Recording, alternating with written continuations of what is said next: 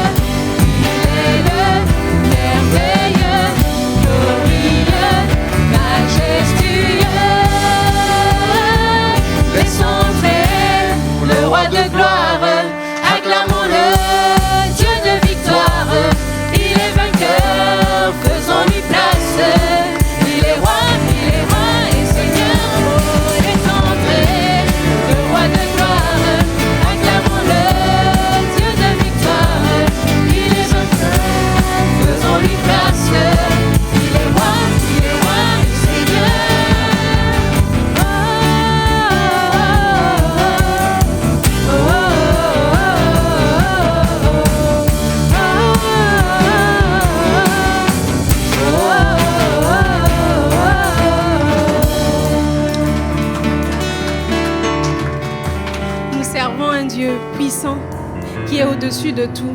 Et la Bible dit dans Apocalypse 1:8, je suis l'alpha et l'oméga, dit le Seigneur, celui qui est, qui était et qui vient, le Tout-Puissant. Et ce ce matin, vraiment, j'aimerais nous encourager à ne plus regarder à nos fardeaux, à ne plus regarder à nos problèmes, à fixer les yeux vers Dieu, à fixer les yeux vers ce Dieu tout-puissant qui agira, peu importe la situation, il agira. Amen.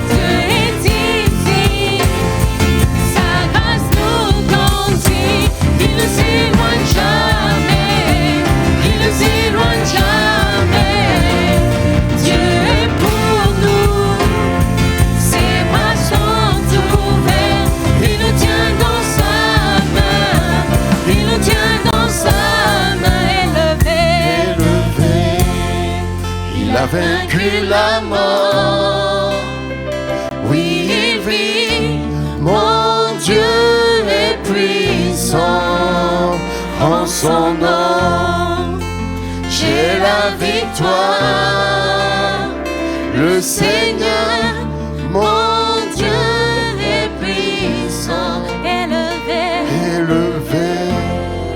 il a vaincu la mort. Mon Dieu est puissant, en son nom j'ai la victoire. Le Seigneur, mon Dieu est puissant. Le Seigneur, mon Dieu est puissant. Le Seigneur, mon Dieu est puissant. Père éternel, si nous sommes là, c'est pour adorer adorer ce Dieu puissant qui domine au-dessus de toutes choses, Seigneur. Nous voulons nous soumettre, Père éternel, à ta majesté. Nous voulons nous soumettre, Père éternel, et proclamer que tu es le Dieu tout-puissant au-dessus de tout, dans le nom de Jésus.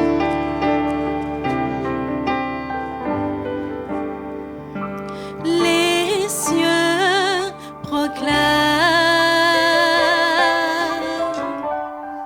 la gloire du ressuscité. Rien n'est égal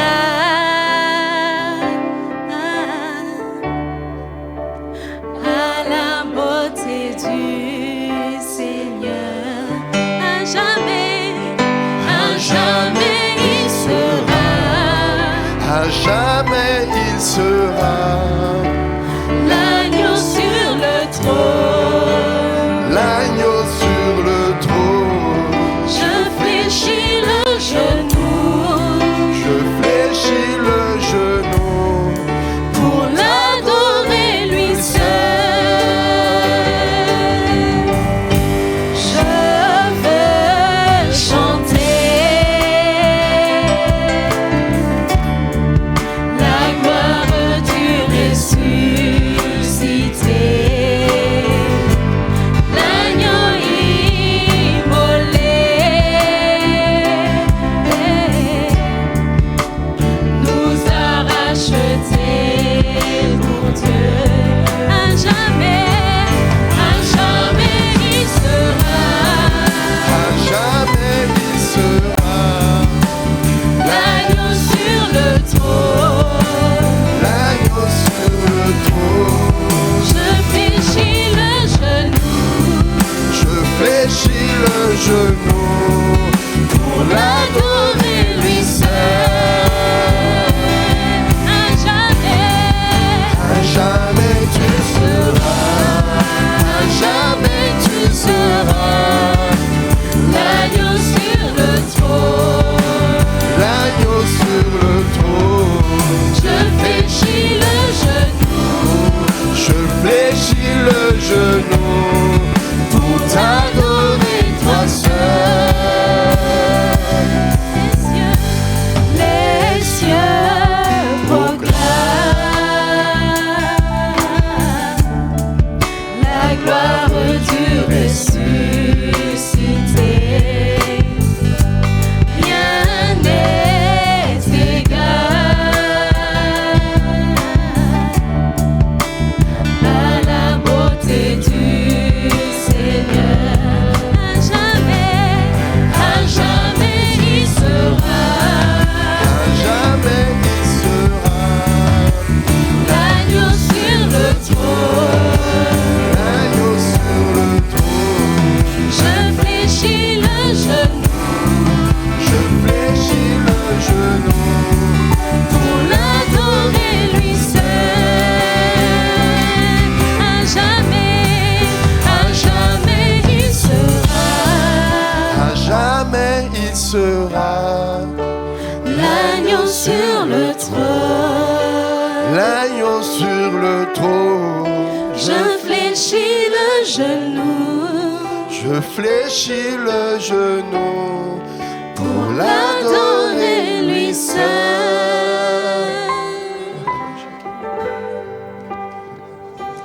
Combien Dieu est grand, chantons tous combien Dieu est grand, et tous verront combien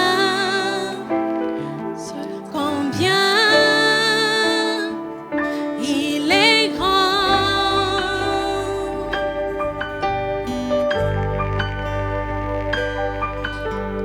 La splendeur du roi,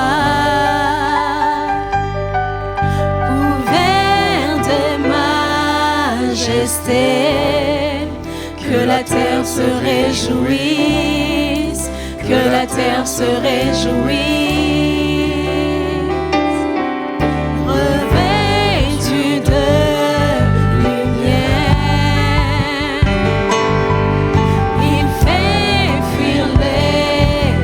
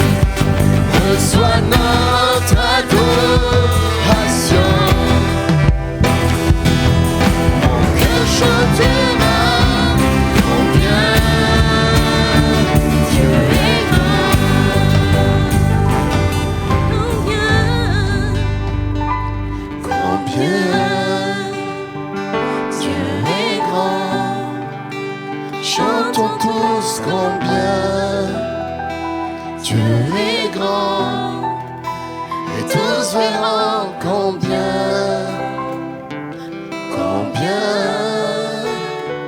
tu es grand. Seigneur, nous voulons louer ce Dieu qui est grand au-dessus de tout.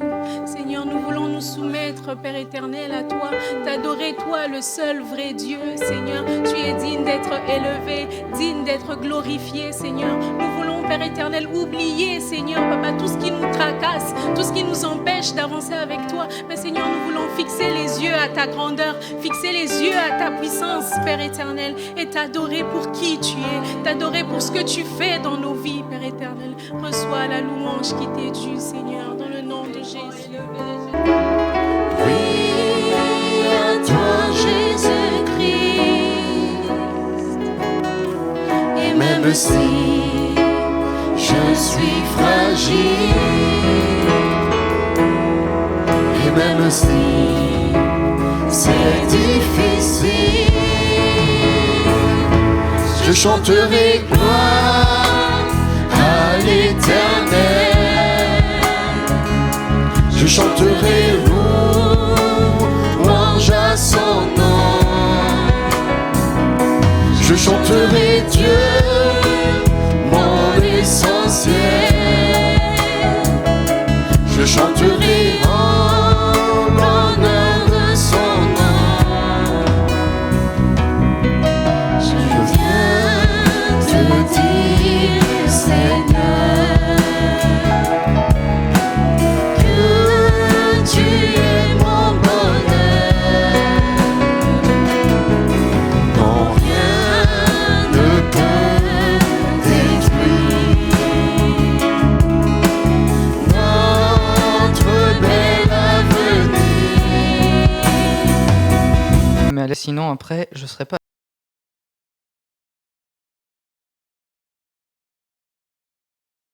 Et je trouve aussi génial qu'il y ait un traducteur dans la langue des signes et que le Seigneur le bénisse. Et vous aussi qui écoutez ce message dans la langue des signes, soyez bénis. Alléluia. Donc nous, on est en poste sur l'église de Port-la-Nouvelle. Donc c'est vraiment dans le sud de la France. C'est là où il y a un vent qui souffle, ça s'appelle le tramontagne. Il fait que de souffler tout le temps. C'est, comment dire, c'est le sèche-cheveux.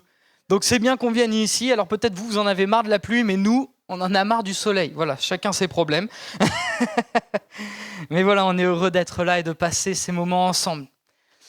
Je crois personnellement à la dimension prophétique de la prédication. Parce que la prophétie, finalement, c'est lorsqu'il y a un interprète qui va recevoir une parole de Dieu. Et je crois que quand on cherche la face de Dieu et qu'on cherche vraiment sa pensée, je suis convaincu que voilà, le Seigneur nous parle. Je suis convaincu que c'est suivi d'aucun chagrin. Je suis convaincu qu'il y a des guérisons, des délivrances, des libérations.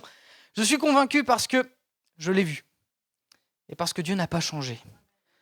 On connaît tous ce passage, ça ne sera pas mon texte de référence, mais néanmoins je vais commencer en introduction avec ce passage. C'est 2 Corinthiens chapitre 5 verset 17, passage qu'on connaît bien. L'apôtre Paul va dire ceci: si quelqu'un est en Christ, il est une nouvelle créature. Les choses anciennes sont passées, voici, toutes choses sont devenues nouvelles. Ce passage, il est extraordinaire parce qu'en réalité, c'est le point de départ dans ma relation avec Dieu. C'est le moment, je vais essayer de ne pas trop parler vite pour le traducteur, c'est le moment où nous reconnaissons que Jésus-Christ est celui qui peut nous sauver. C'est Jésus-Christ qui, par son sang, peut nous libérer de notre péché. À partir de ce moment-là, il y a une œuvre qui se passe, qui n'est pas, entre guillemets, de notre propre volonté, mais qui est de la volonté de Dieu de faire de nous de nouvelles créatures. C'est la nouvelle naissance. Les choses anciennes sont passées. Avant, j'étais esclave du péché. Aujourd'hui, je suis mort au péché.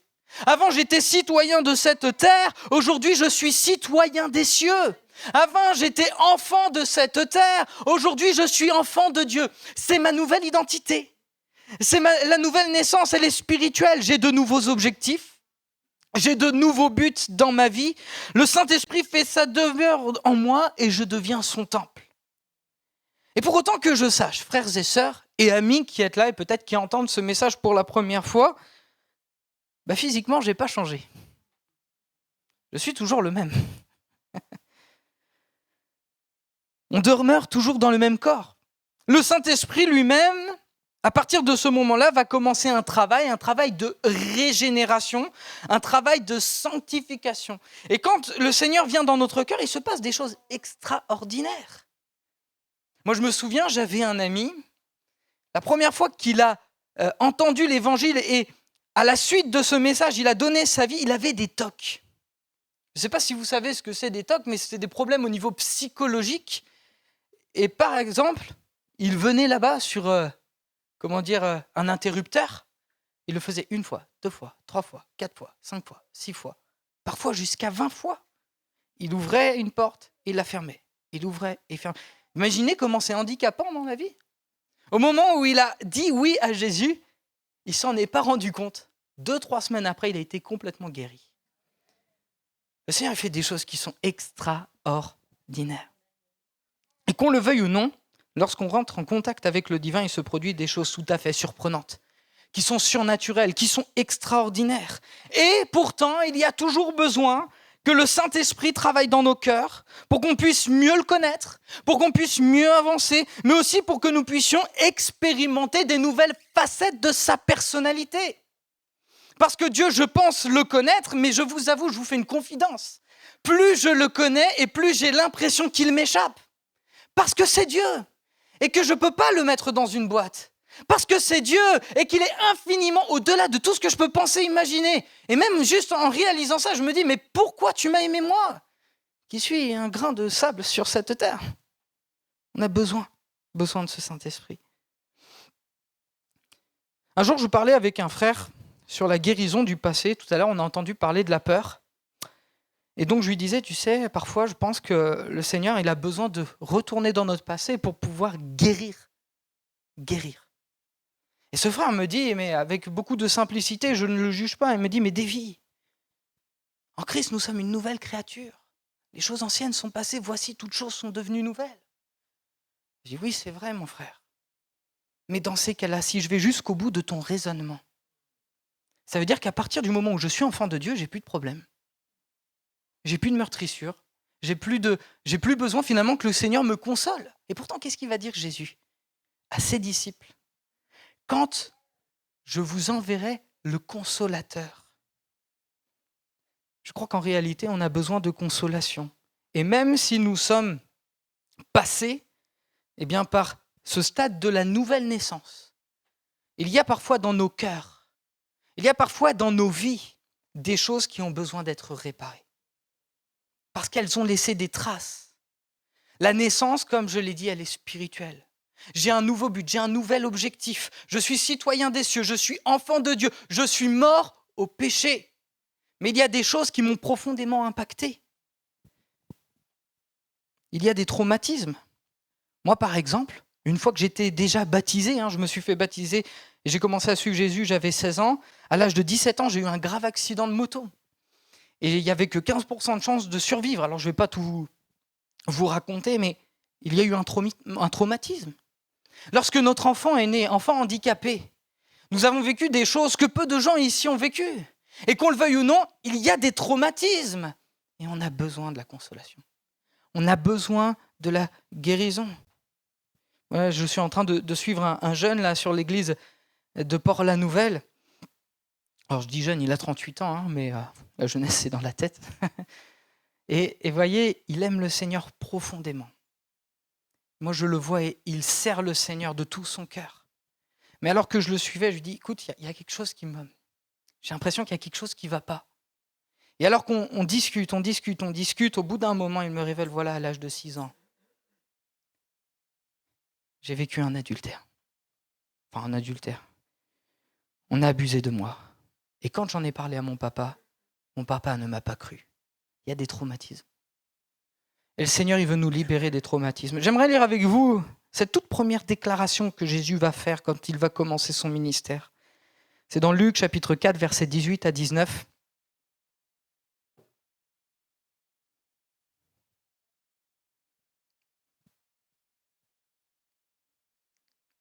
Elle est puissante, cette proclamation.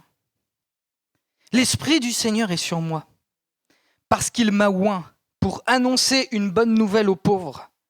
Il m'a envoyé pour guérir ceux qui ont le cœur brisé, pour proclamer aux captifs la délivrance et aux aveugles le recouvrement de la vue, pour renvoyer libres les opprimés, pour publier une année de grâce du Seigneur. L'Esprit du Seigneur, l'Esprit de Dieu était sur Jésus et il a été oint dans un but, pour une raison, pour proclamer quelque chose de nouveau. Il a été oint, l'Esprit du Seigneur était sur lui pour guérir les cœurs brisés, pour délivrer ceux qui sont captifs et pour libérer ceux qui sont prisonniers. Peut-être que pour les 3/4 d'entre vous qui êtes ici, vous êtes nés de nouveau, vous avez rencontré Jésus-Christ, mais comment se fait-il que certains parmi nous, alors qu'ils ont vécu cette merveilleuse expérience de la nouvelle naissance, ont toujours le cœur brisé, sont toujours captifs et ont besoin de délivrance ? Pourquoi certains d'entre vous, alors que nous allons peut-être parler de certains sujets particuliers, vous y êtes hautement sensibles et vous ne pouvez vous empêcher de pleurer ? Je vais vous dire ce que je crois. C'est que l'Esprit de Dieu, il est au milieu de nous et il désire encore ce matin guérir les traumatismes. Guérir ce qui a été semé dans ta vie et qui t'a fait du mal. Parce qu'en réalité, Dieu n'est pas insensible à tout ce que tu as pu vivre. Il n'était pas absent lorsque tu as vécu ce que tu as vécu. Il avait les yeux sur toi et il savait qu'un jour tu entendrais ça. Peut-être que tu as déjà entendu ça. Et peut-être que tu as déjà vécu des guérisons. Et merci Seigneur. Mais peut-être pour une personne, peut-être pour plusieurs ce matin, le Seigneur veut révéler de nouveau qu'il veut te guérir. Alléluia. Ceux qui ont vécu des drames, des traumatismes, qui ont été touchés d'une manière particulière dans leur vie et qui aujourd'hui ont des conséquences. Le titre de ma prédication, si cela peut vous aider à vous repérer dans ce que je vais vous dire, c'est « Jésus veut faire quelque chose de nouveau ». Vous connaissez tous ce slogan, c'est surtout quand on va à McDo, « Venez comme vous êtes ». Bon, faut pas croire, mais ils ont pris ça de la Bible. Mais qu'on le veuille ou non, Jésus il nous a pris tel qu'on était. On l'a rencontré et sans aucun doute, la meilleure chose qu'on a pu faire, c'est de le suivre.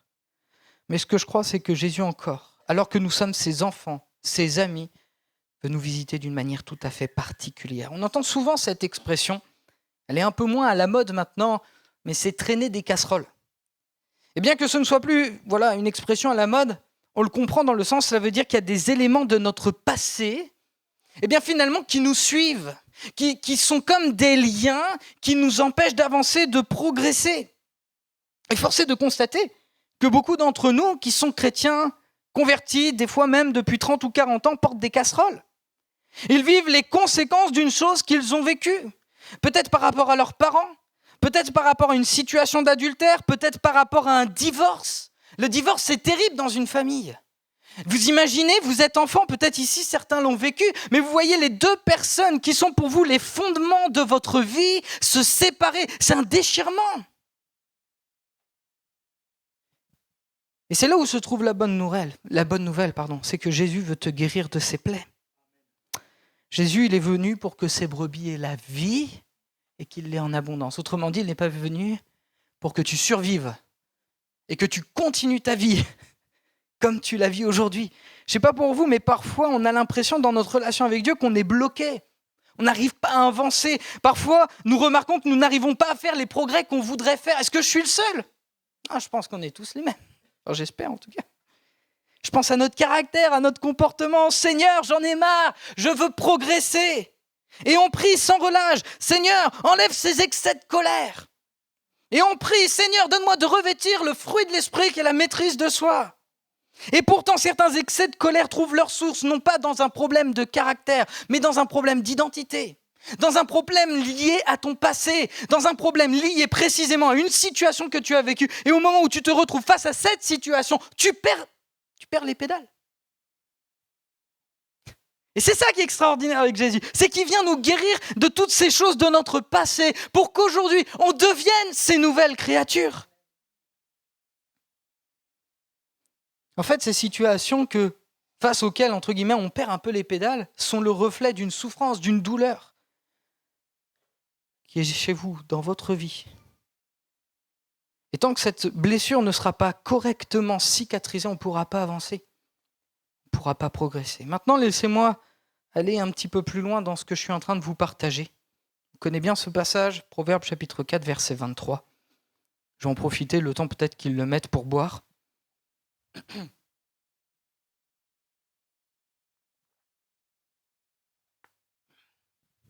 Garde ton cœur plus que toute autre chose, car de lui viennent les sources de la vie. Ce passage il est très intéressant parce qu'il nous parle de notre cœur.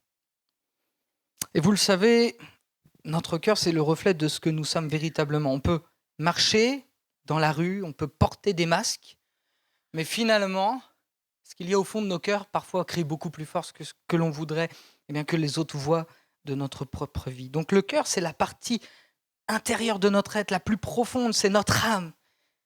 Et c'est là où je voudrais peut-être vous interpeller, en vous posant par exemple cette question, lorsqu'on était enfant, qui pouvait garder notre cœur ? Qui en avait la responsabilité ? C'est nos parents. Le père avec ce symbole d'autorité, vous savez, le père c'est un symbole fort dans la Bible. De justice, de force, symbole nécessaire finalement pour son enfant, pour la construction de son enfant, la construction de son identité. Et la mère, symbole de douceur, d'attention, d'affection. Bon, parfois les rôles sont un peu inversés dans les couples parce qu'on est complémentaires. Mais Dieu a bien fait les choses. Mais lorsqu'on grandit dans un foyer qui n'est pas chrétien, lorsque l'on grandit dans un foyer qui est chrétien mais où le père et la mère ont des comportements qui ne sont pas en accord avec ce que dit la Bible. Moi, je me souviens, j'ai connu une personne, lorsqu'il était enfant, son père, c'était un ancien dans l'église. Son père, il prêchait à l'église. Mais chez lui, cet enfant était battu. Comment on fait ? Il y a des traumatismes qui sont là. Lorsqu'on grandit dans un foyer où on a des attentes et qui sont légitimes envers, eh bien justement, nos parents et que celles-ci ne répondent pas. Et puis même, j'ai envie de vous dire, allez, avant de connaître Christ, parce que peut-être il y en a beaucoup ici qui l'ont connu plus tard, on a essayé de garder notre cœur, d'une manière ou d'une autre, et on l'a certainement fait bien imparfaitement. Mais on l'a fait comme on pensait bon de le faire. Bref, nous subissons des incompréhensions et aux fonctions de ce que nous allons vivre, eh bien, il y aura des dégâts. Et des dégâts de plus en plus violents. Et là, je ne vous parle que de l'aspect de l'enfance et de votre vie passée. Finalement, le diable, dès notre plus jeune âge, il fait, entre guillemets, le nécessaire pour vous détruire. La Bible a dit quelque chose d'extraordinaire. « Car je connais les projets que j'ai formés sur vous, dit l'Éternel, projets de paix et non de malheur, afin de vous donner un avenir et de l'espérance. » C'est ça c'est la volonté de Dieu. Mais le diable, il a une volonté aussi. Une volonté qui est terrible pour chacun. Et il a commencé dès notre enfance pour nous briser. Alors je ne vais pas trop m'arrêter sur les conséquences, mais tout à l'heure, je vous ai parlé des excès de colère. Parfois, eh bien, c'est lié à une situation du passé qui a été traumatisante, quand vous étiez enfant et qui aujourd'hui a ses répercussions. Il y en a d'autres, ça va être la nourriture. Ils vont se réfugier dans la nourriture parce qu'ils ne savent pas comment faire. Il y en a d'autres, ils vont, entre guillemets, se mettre en colère rapidement comme pour se défendre. Il y en a d'autres, ils vont faire du sport à outrance pour pouvoir penser à autre chose. Bref, on met en place, excusez-moi, je ne veux pas faire de la psychologie, mais néanmoins, c'est un mécanisme qui fonctionne comme ça dans l'humanité. On met en place des mécanismes de protection. Pourquoi ? Pour ne pas souffrir. Et parfois, ces mécanismes de protection, ces mécanismes de défense que nous mettons en place pour nous éviter de souffrir à cause de ce que nous avons vécu, deviennent au bout d'un moment un obstacle dans ma relation avec Dieu. Alors il est vrai que faire face aux souffrances du passé, c'est quelque chose de difficile, de douloureux. On ne veut pas y être confronté. Mais le désir de Dieu, c'est que vous puissiez avancer. C'est que vous puissiez progresser et que vous puissiez en être libérés. L'Esprit de Dieu, Jésus a été oint pour cette raison. Pour guérir ceux qui ont le cœur brisé. Et il y a comme ça dans nos vies des zones de captivité. C'est comme ça que j'appelle ça, des parties de notre passé qui nous tiennent encore liés. Et le désir de Jésus, c'est de nous accompagner dans cette guérison du cœur. Souvent on entend cette expression, il a le cœur en 1000 morceaux. Et le Seigneur, ce qu'il va faire, c'est qu'à partir du moment où on commence à devenir cette nouvelle créature, il recolle petit à petit les morceaux. C'est un travail de longue haleine. Je peux vous dire qu'il est patient, mais il le fait extrêmement bien. Ça fait partie du processus de progression. Parce que si je suis lié, si je suis captif, si j'ai le cœur brisé, je ne pourrai pas non plus être le serviteur que Dieu voudrait que je sois. Et c'est finalement ce que nous disait la sœur. Il y avait des peurs qui étaient là, mais qui l'empêchaient de devenir ce que Dieu voulait qu'elle soit. Et le Seigneur a des projets qui sont tellement meilleurs pour nous. Et il voudrait nous voir complètement libres, complètement délivrés de tout ce que nous avons pu vivre. Et non seulement Dieu veut me guérir parce qu'il m'aime, mais il veut aussi me rendre compétent. Il y a de cela pas longtemps, j'étais allé à une conférence sur la guérison divine. J'ai vu des choses extraordinaires. J'ai vu des personnes qui s'étaient scarifiées et j'ai vu même les stigmates disparaître. C'est la première fois que je voyais ça. Je me suis dit, wow, c'est extraordinaire. Amen. Vous ne trouvez pas que c'est extraordinaire ce que Dieu fait? J'ai vu les stigmates disparaître. Mais j'ai été surpris parce qu'ils n'ont pas parlé de la guérison du cœur. Et pourtant, je crois qu'en réalité, c'est un des problèmes majeurs. C'est beaucoup plus complexe, c'est sûr, et on a peur parfois un petit peu de déraper, mais en réalité, Dieu, il vient pour nous guérir notre cœur qui est brisé. Parce que tous autant que nous sommes ici, et comprenez bien, je ne veux pas tous nous mettre dans le même bateau, bien que personnellement, je pense que nous avons tous des cicatrices. Je pense que le désir de Dieu, c'est de nous montrer, une fois de plus, combien il nous aime, et que ce qu'on a vécu, ce qu'on a pu subir, nos traumatismes sont importants pour lui. Qu'il n'y ait pas insensible, mais son désir, c'est aujourd'hui de nous guérir. Maintenant, une grande question que je peux vous poser après tout ce qui a été dit, c'est la suivante. Est-ce que vous allez accepter, oui ou non, que l'Esprit de Dieu vienne sonder vos cœurs? Est-ce que vous allez accepter, oui ou non, qu'il vienne peut-être pour réouvrir des cicatrices que vous aviez vous-même fermées, pour que vous puissiez en être totalement libérés? À cette question, vous êtes les seuls à pouvoir répondre. Mais le désir de Jésus, ce n'est pas de guérir les souffrances en surface, mais il veut traiter le mal à la racine. Celles qui sont au fond de vos cœurs. On en parle peut-être moins et pourtant, ce sont certainement les souffrances les plus importantes et qui ont le plus de conséquences dans nos vies. Laissez-moi juste vous raconter un témoignage. Donc, ça fait maintenant 4-5 ans que je suis en ministère sur l'église de Port-la-Nouvelle et j'ai suivi une femme avec un passé extrêmement lourd. Elle a rencontré Jésus, Dieu vraiment a changé sa vie. Et donc, je fais avec elle un entretien pastoral, c'est-à-dire que je m'entretiens avec elle, voilà, pour savoir un petit peu ce qu'elle a vécu, pour qu'on puisse se connaître. C'est le rôle du pasteur, on est des bergers, donc on veut prendre soin des personnes que Dieu nous confie. Et donc, du coup, je discute avec elle, et là, elle commence à m'ouvrir son cœur, elle commence à me raconter tout ce qu'elle a vécu. Et en fait, elle m'explique que avant qu'elle ne se convertisse, elle était avec un homme qui était un pervers narcissique. Et cet homme-là l'a complètement détruite. Elle a eu un enfant avec cet homme-là, et elle a appris par la suite que cet homme avait abusé de son enfant. Bref, ils se sont séparés, les choses au niveau de la justice se sont faites sur un plan légal, etc. etc. Et donc, on discute avec elle, avec mon épouse aussi, on la suit, et on prie pour elle, pour que le Seigneur vraiment fasse quelque chose. On prie et on lui dit, alors c'est difficile de dire ça, mais pour être libre, il faut pardonner. C'est difficile, c'est difficile. Et je remercie Dieu parce que finalement, nous-mêmes, en tant que pasteurs, on n'est pas seuls, il y a le Saint-Esprit qui travaille.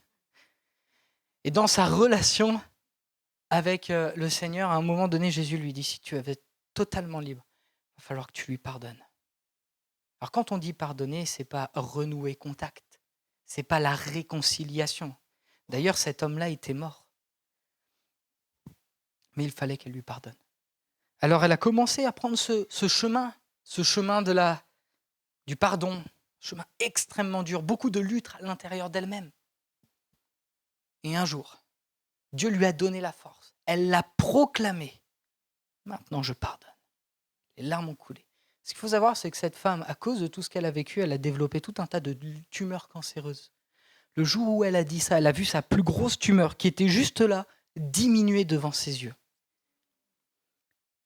En fait, Jésus, il vient pour nous donner la vie et pour qu'on soit libre. Tant que je n'ai pas pardonné, je ne suis pas libre.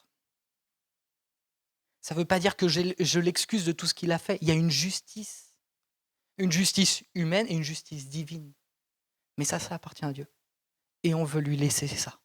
La Bible ne dit-elle pas, venez à moi, vous tous qui êtes fatigués et chargés, je vous donnerai du repos. C'est ça en fait. Venez, déchargez-vous. Je vais faire quelque chose de nouveau dans vos vies. Alléluia. Vous savez, le cœur d'humain, il est bien fait. Il enclenche des mécanismes de protection pour survivre. Mais Jésus ne nous demande pas de survivre, il est venu pour que ses brebis aient la vie et qu'il l'ait en abondance. Jésus veut que vous viviez, peu importe ce que vous avez vécu, il veut vous guérir. Dans une autre église, j'ai suivi plusieurs jeunes et notamment une qui souffrait atrocement. C'était sur Narbonne.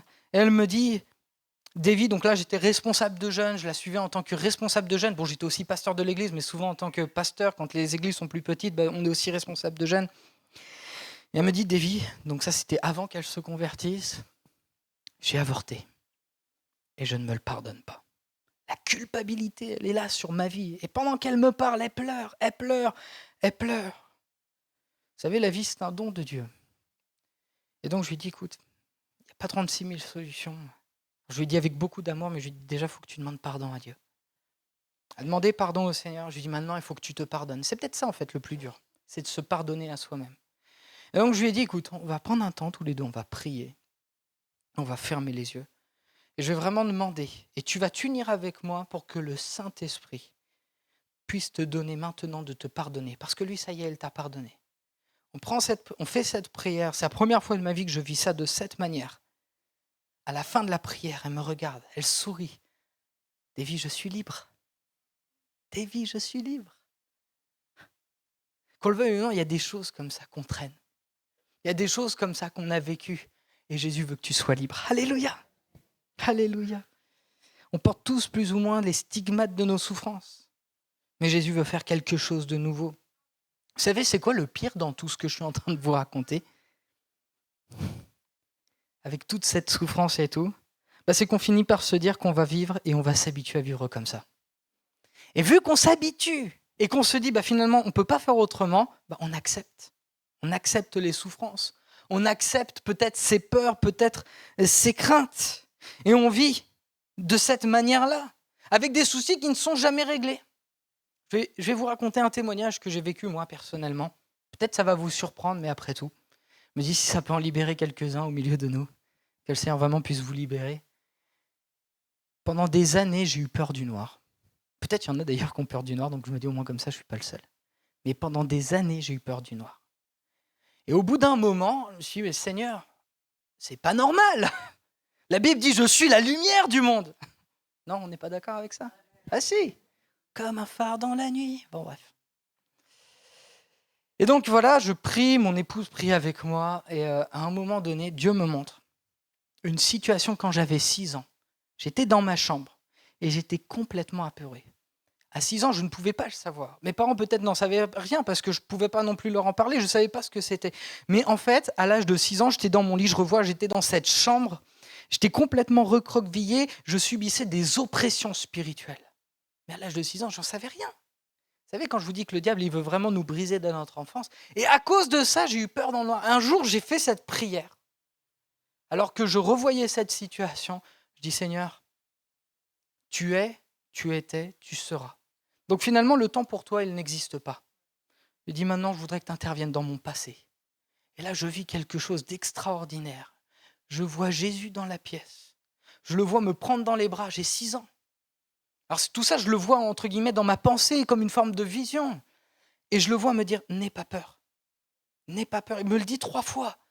Et il ouvre la porte de cette pièce et je sors de cette pièce. Et à ce moment-là, je reprends mes esprits. À partir de ce moment-là, j'ai vécu une véritable délivrance.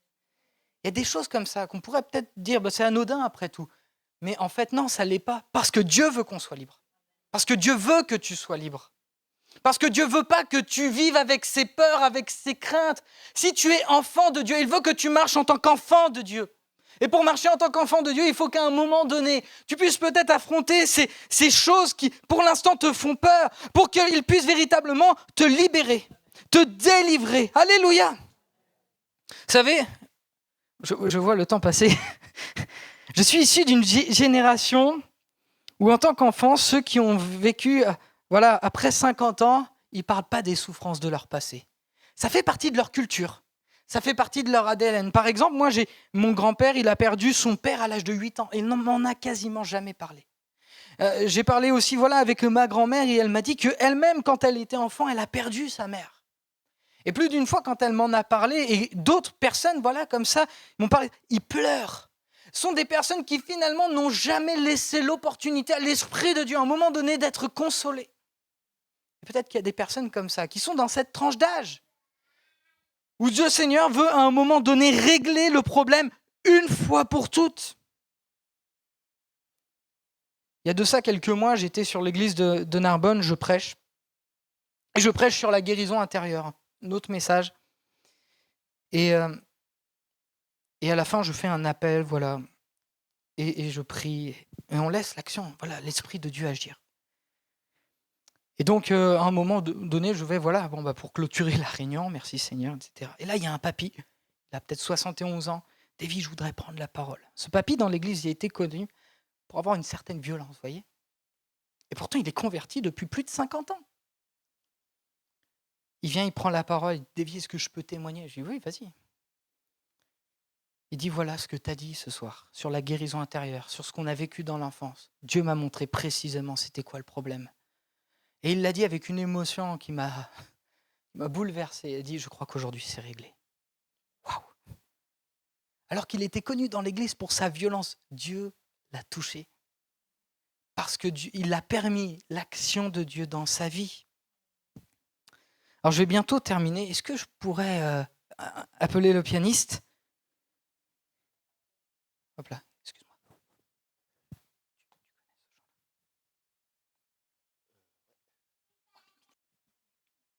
Excusez-moi, on fait une petite mise au point.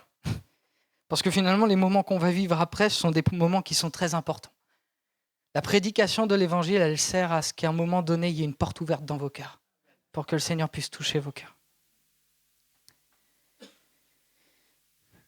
Dans la lettre de Paul aux Éphésiens,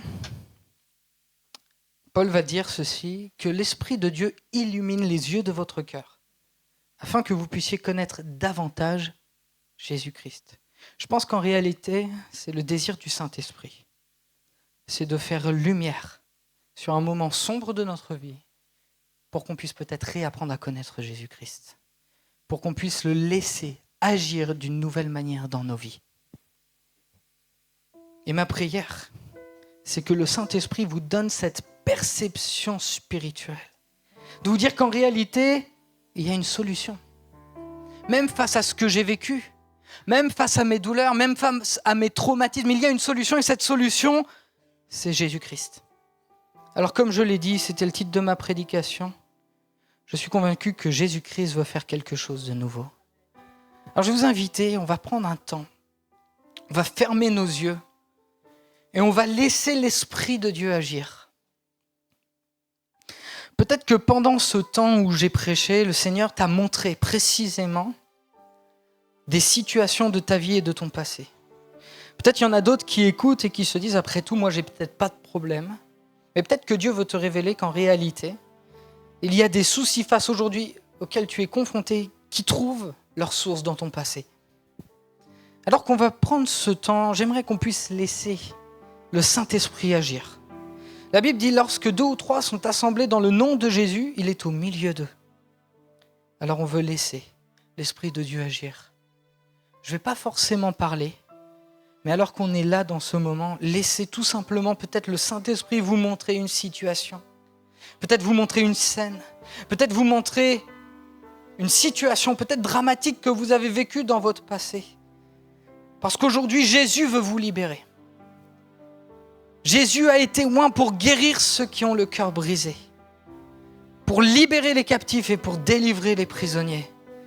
Et Jésus veut que tu sortes de cette salle libre, libre par rapport à cette souffrance qui aujourd'hui t'empêche d'avancer. Alléluia.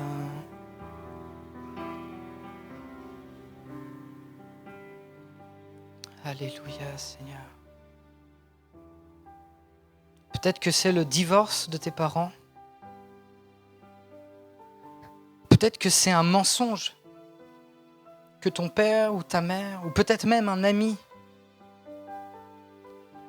a fait qui aujourd'hui t'a détruit.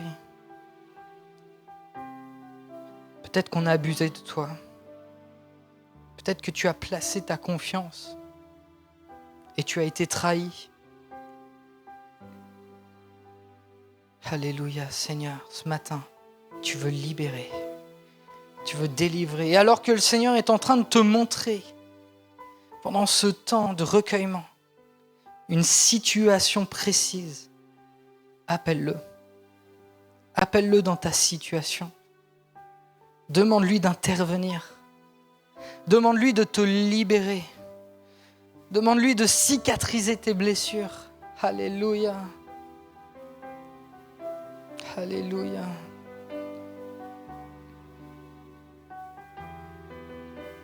Alléluia, Seigneur.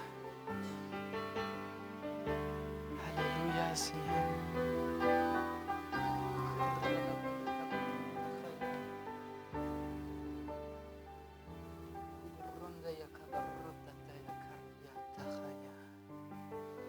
Alléluia. Pendant qu'on est dans ce temps de confession, alors que certains sont en train de vivre des choses particulières là actuellement avec Dieu, on va proclamer ensemble qu'il y a une puissance dans le nom de Jésus.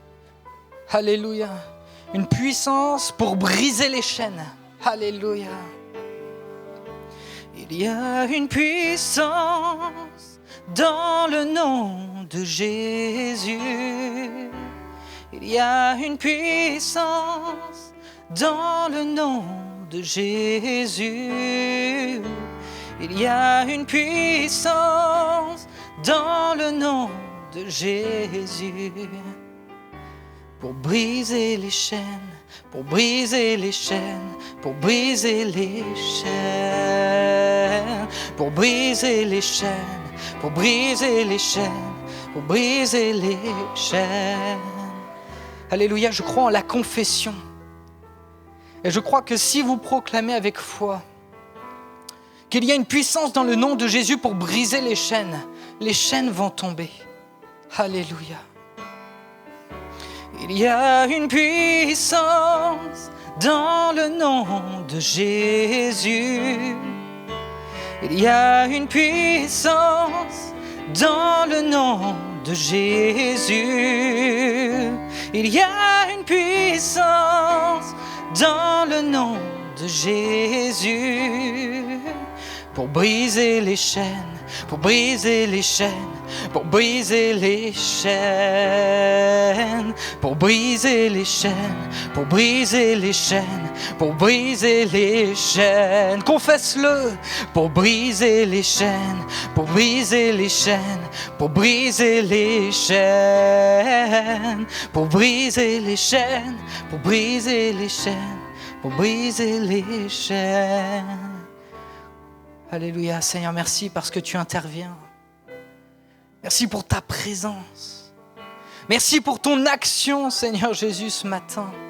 Merci pour la libération et pour la délivrance, Seigneur. Merci pour ce que tu accomplis maintenant.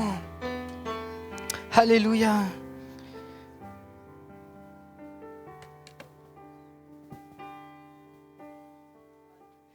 Tu m'as ébloui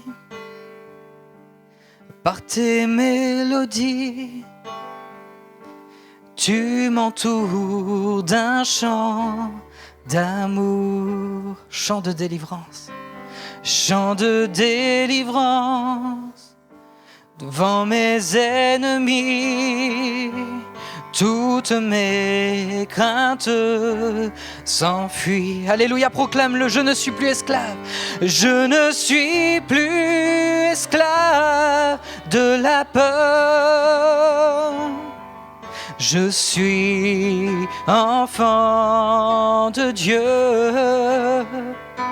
Je ne suis plus esclave de la peur.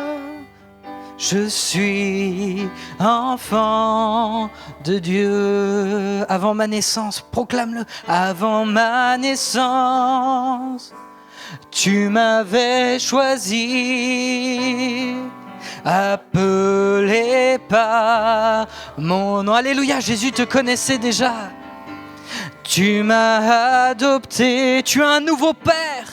Je suis de ta famille. Ton sang coule dans mes veines. Je ne suis plus esclave de la peur. Je suis enfant de Dieu. Je ne suis plus esclave de la peur. Je suis enfant de Dieu. Je ne suis plus esclave.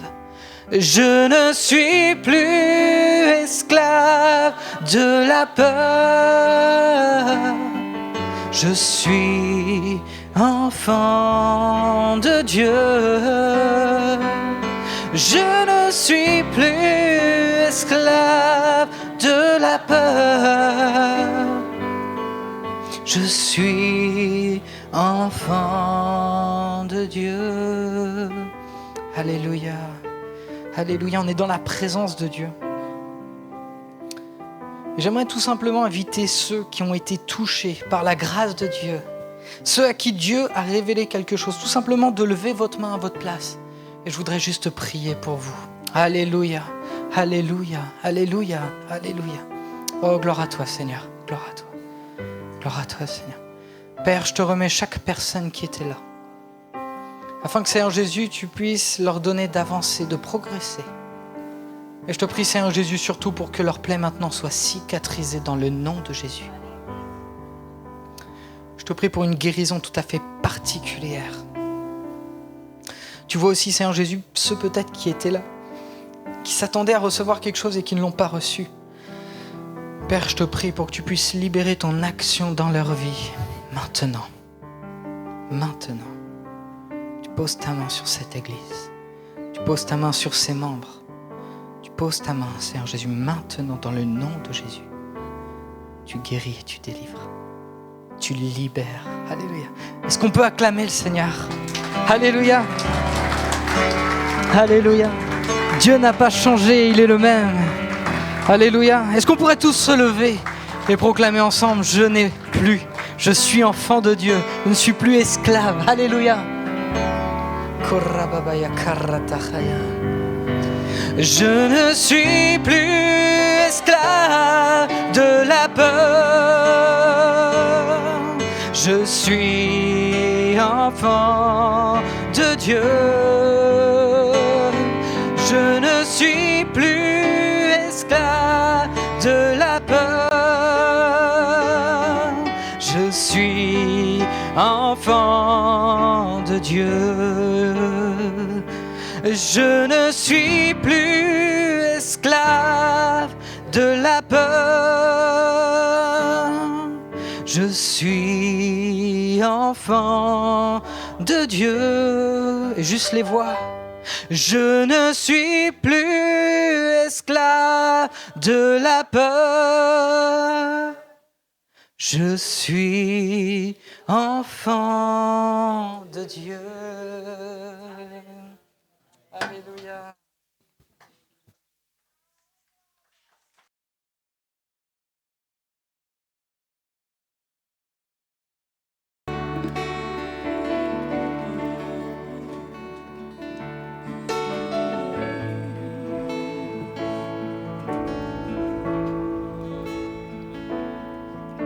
Je veux proclamer le nom de Jésus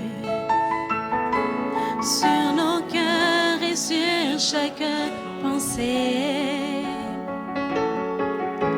car je sais que la paix est dans ta présence, en toi Jésus.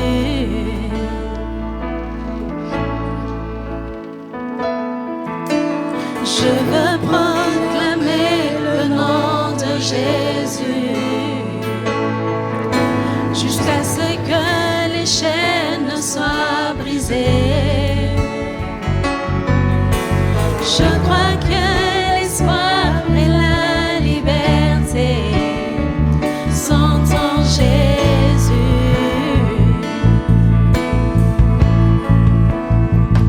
Ton nom est puissant et ton nom guérit. Ton nom est vie.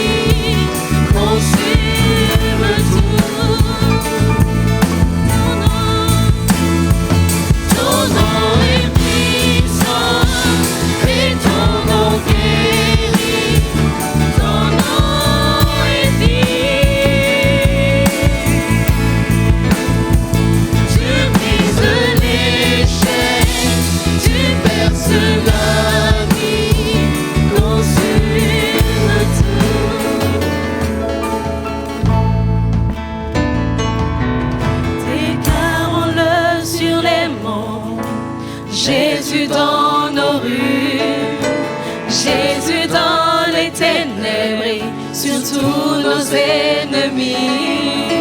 Jésus sur nos familles, proclamons son saint nom. Jésus.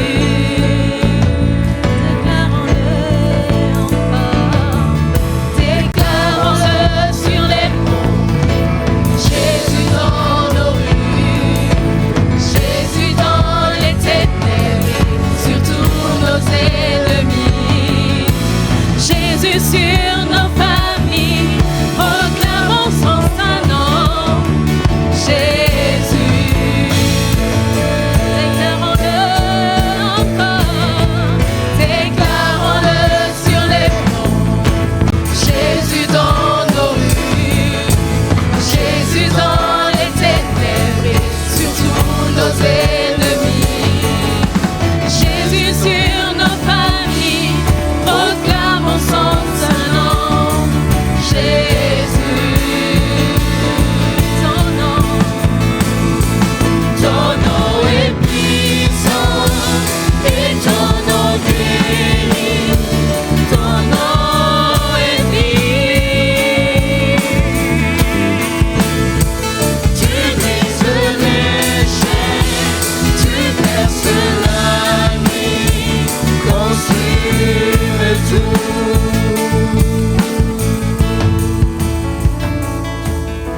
Je veux proclamer le nom de Jésus sur nos cœurs et sur chaque pensée.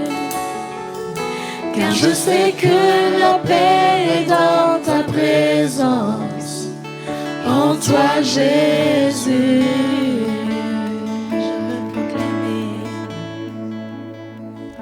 Je veux proclamer le nom de Jésus jusqu'à ce que les chaînes soient brisées.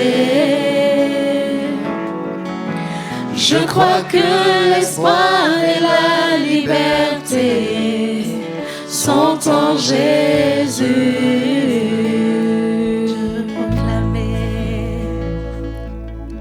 Je veux proclamer le nom de Jésus sur nos cœurs et sur chaque pensée. Sur les cœurs affligés par la dépression, brille ô Jésus.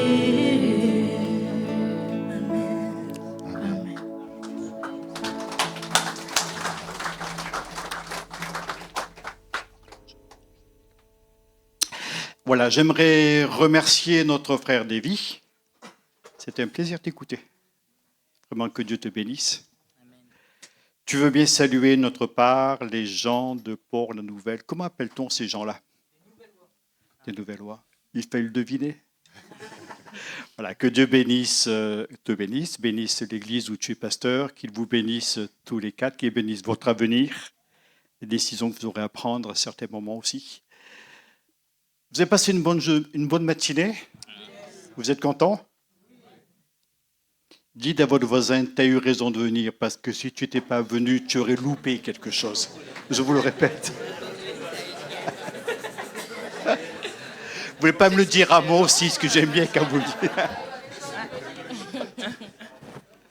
Vous avez eu raison de venir, parce que si vous n'étiez pas venu, vous auriez loupé quelque chose. Que Dieu soit béni. Amen. Eh bien, écoutez, je vous souhaite un bon retour. On va chanter encore avec notre petite équipe. Je vous accueille à la sortie. On va saluer les gens. Tu veux bien? Tu viendras aussi, Hélène. On fera un bisou à chacun. Et puis, je vous souhaite vraiment une bonne journée. Je rappelle pour les messieurs, pour les dames. Alors, les messieurs, ça commence très jeune. On les prend à partir de quel âge? De 7 à 77 ans. Ou 97, voilà. Voilà, donc vous pouvez venir pour les messieurs, vous pouvez venir pour les dames, passer un moment ensemble. Ce moment super parce qu'on apprend d'une part à se connaître les uns les autres, à chercher la face de Dieu ensemble. Et vous savez que les hommes qui ne sont jamais bavards, dans un groupe d'hommes, leurs réunions durent plus longtemps que les réunions de femmes. C'est une énigme pour moi.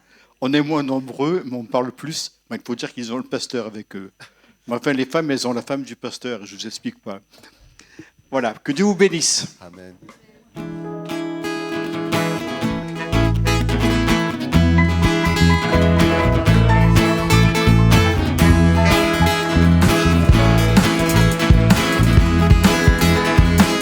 N'oubliez pas la vente de crêpes dans la médiathèque.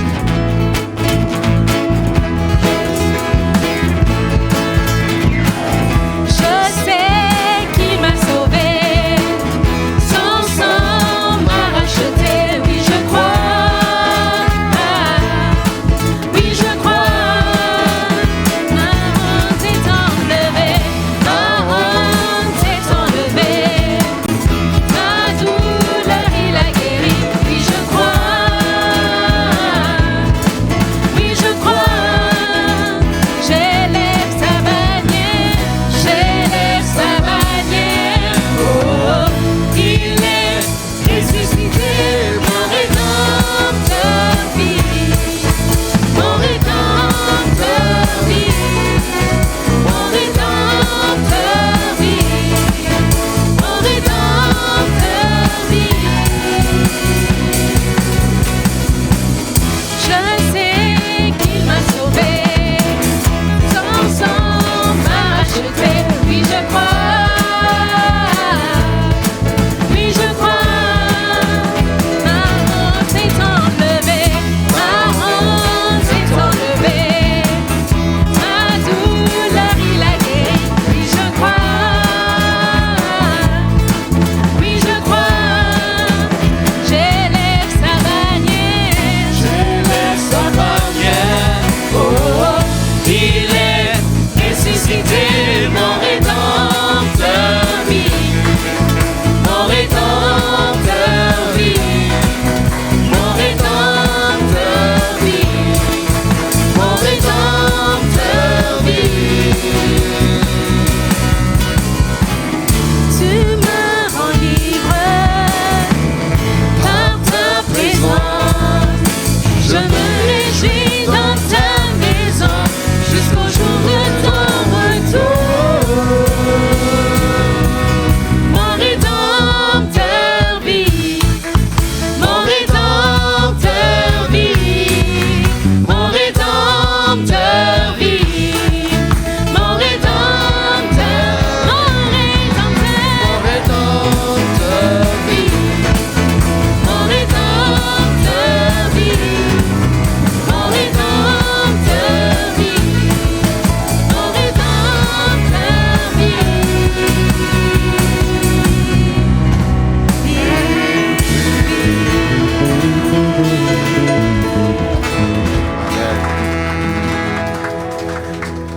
Seigneur, merci infiniment encore pour ces instants que nous avons pu passer dans ta présence. Tu es un Dieu bon, tu es un Dieu merveilleux. Merci encore pour cet espoir que tu nous donnes, Seigneur. Et nous voulons vivre ces choses nouvelles avec toi, Père, avec Jésus, au nom de Jésus. Bénis cette semaine, Seigneur. Nous voulons garder ce que nous avons reçu dans notre cœur afin que cela puisse porter du fruit. Et que nous puissions vraiment bénéficier de cela encore durant toute cette semaine, Père. Dans le nom de Jésus. Amen. Bon dimanche. N'oubliez pas les crêpes.